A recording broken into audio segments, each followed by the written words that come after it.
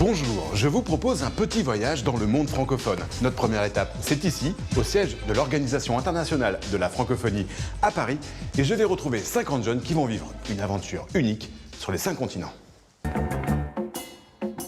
L'Organisation internationale de la francophonie regroupe 88 États membres sur tous les continents. Des sommets, des programmes de coopération dans tous les domaines et des événements fédérateurs autour de la langue française rythment la vie de cette organisation internationale qui fête cette année ses 50 ans. Mais comment faire pour que les jeunes puissent appréhender la diversité de cet espace francophone qu'ils habitent? Pour les aider, l'OIF leur propose de vivre pendant un an une aventure, celle du volontariat international de la francophonie. Ils sont 50, ils ont entre 21 et 34 ans et chacun d'entre eux habite un pays membre de la francophonie. Tous ces jeunes sont réunis au siège de l'OIF avant de partir dans un autre pays francophone que le leur. Leur mission ? Contribuer à la réalisation d'un projet de la francophonie.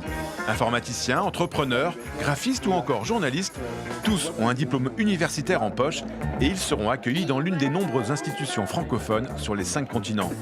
Pour l'heure, et avant le grand départ, c'est une semaine de plongée intensive dans l'univers de la francophonie à travers des ateliers et des rencontres de personnalités francophones comme Louise Mouchiki-Wabo, la secrétaire générale de la francophonie. C'est aussi le début d'une relation qui est importante. Bonjour Fabrice. Bonjour. Pourquoi tu as décidé de partir comme volontaire international de la francophonie? À un moment donné de la vie, j'ai réalisé que j'ai besoin d'une expérience professionnelle internationale. Venant du Bénin, j'ai eu quelques expériences dans la sous-région, mais j'ai eu un appel fort d'aller à l'international. Mais pourquoi le Cambodge? C'est loin du Bénin. Oui, le Cambodge est très loin du Bénin. Et avant même de postuler, je ne connaissais pas le Cambodge. J'ai fait quelques recherches sur le Cambodge et je pense que venant du Bénin, d'une haute culture, ce serait une expérience formidable. Qu'est-ce que tu vas faire concrètement là-bas? Au Cambodge, j'ai été retenu pour travailler avec les jeunes étudiants dans le domaine de l'entrepreneuriat. Je suis leur idée, leur plan d'affaires, à développer leur plan marketing. Alors ce matin, être là, au milieu de tous ces francophones qui vont partir dans le monde entier, qu'est-ce que tu ressens? Je ressens un sentiment très fort, un appel très fort à porter le drapeau de la francophonie très haut. Écoute Fabrice, on se retrouve dans quelques mois au Cambodge? Oui, ça marche. Bonne préparation au départ. Salut Fabrice. Bon, maintenant, je vais retrouver Galina. Elle est macédonienne et para-maurice. Bonjour Galina. Pourquoi tu as décidé de devenir volontaire international pour la francophonie? C'était pour découvrir d'autres cultures, partir à l'aventure et découvrir quelque chose de complètement différent de ce que j'ai vécu jusqu'à là.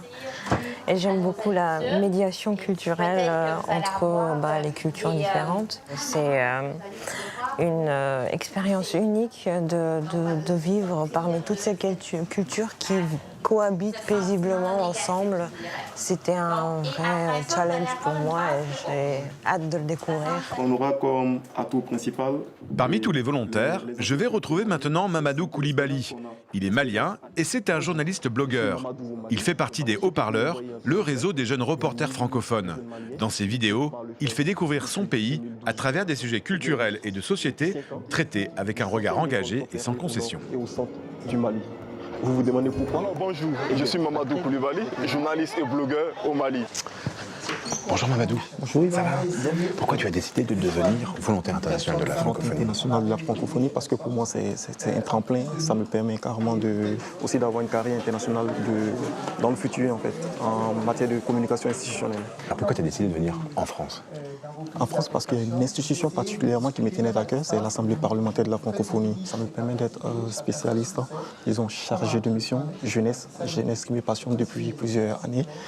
information et communication qui sont également mes domaines d'activité. La francophonie, au-delà de l'aspect institutionnel qu'on a l'habitude de voir, c'est aussi une communauté des personnes qui ont en partage la langue française, qui ont en partage certaines valeurs, des valeurs de démocratie, des valeurs de promotion de la paix.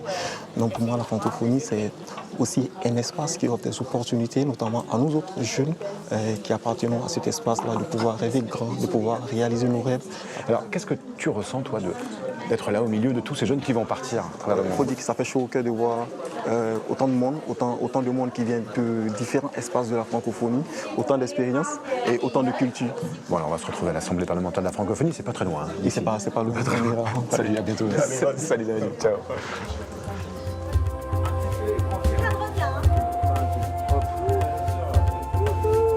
La semaine de stage se termine, les jeunes attendent la secrétaire générale pour la traditionnelle photo de famille. On va retrouver Lisa, c'est une autre volontaire, elle part en Belgique. Bonjour Lisa. Bonjour. Vous allez partir là, tous ensemble. Qu'est-ce que tu ressens là aujourd'hui? Je ressens qu'il y a, malgré qu'on vienne des quatre coins du monde, une culture commune de tous parler le français et de rencontrer des gens que peut-être j'aurais jamais rencontrés si je n'avais pas fait partie de ce programme et si j'avais jamais quitté la France.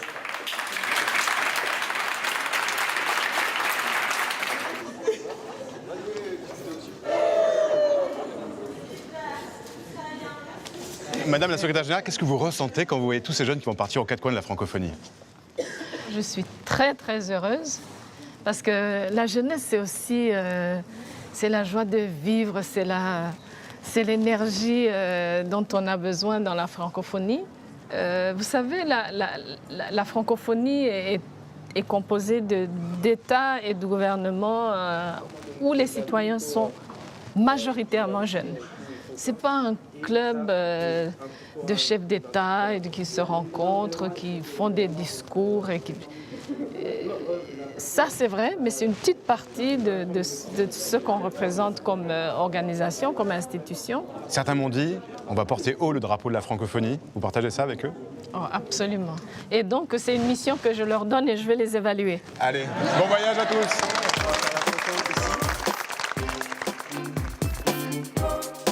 Avant de partir aux quatre coins de la francophonie, tous les volontaires immortalisent ce moment de rencontre et font la fête en présentant chacun la culture de leur pays francophone.